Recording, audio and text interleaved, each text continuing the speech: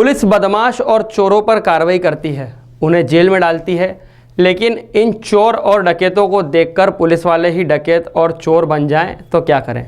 कहते हैं जिसकी जैसी संगत वो वैसा ही बन जाता है। तो इंदौर में 2 पुलिसकर्मी भी चोर और बदमाशों को पकड़ते पकड़ते खुद ही डकैत बन गए और 14 लाख की लूट को अंजाम दे दिया।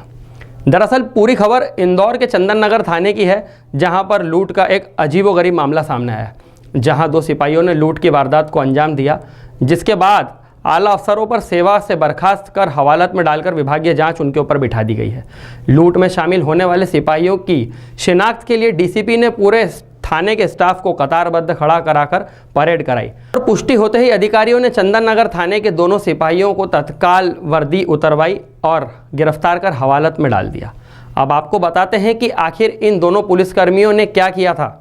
दरअसल सिपाही योगेश सिंह चौहान और दीपक यादव ने 23 दिसंबर को एक बस को रोका और चालक नरेंद्र तिवारी से 14 लाख रुपए से भरा पार्सल छीन लिया। आरोपियों ने धमकाते हुए कहा कि पार्सल की जांच होगी, पार्सल थाने ले जाकर जब्ती दर्शानी पड़ेगी। इसके बाद आरोपियों ने रुपए आपस में बांट लिए।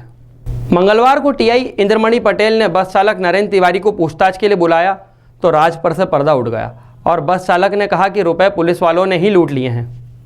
वहीं पुलिस के अफसरों ने चालक नरेंद्र को मंगलवार को आरोपी पुलिसकर्मियों की पहचान के लिए थाने में बुलाया, जहां एडिशनल डीसीपी ने पूरे स्टाफ की परेड करवाई, जिसमें नरेंद्र तिवारी ने आरक्षक योगेश और दीपक को पहचान लिया।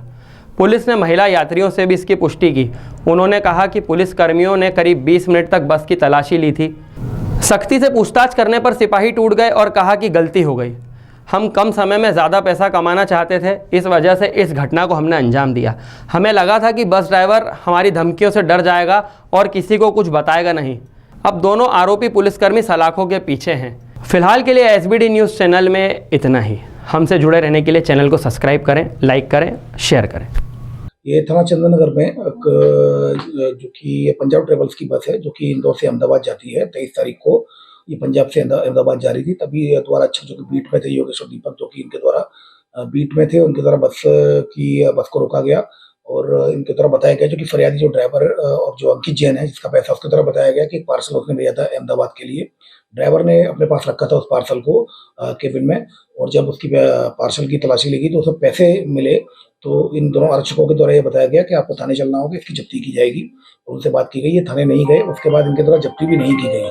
फरियादी अंकित जैन के द्वारा ये बताया गया कि उसके 14 लाख रुपए थे, जो कि बिजनेस के पॉइंट ऑफ व्यू से वो लगातार जो सामान खरीदता है उसका पेमेंट वो दिया करता है। तो इस आधार पर उसके द्वारा थाना चंदननगर में रिपोर्ट की गई, जिसमें आईपीसी सेक्शन 392 के तहत लूट का केस रजिस्टर किया गया।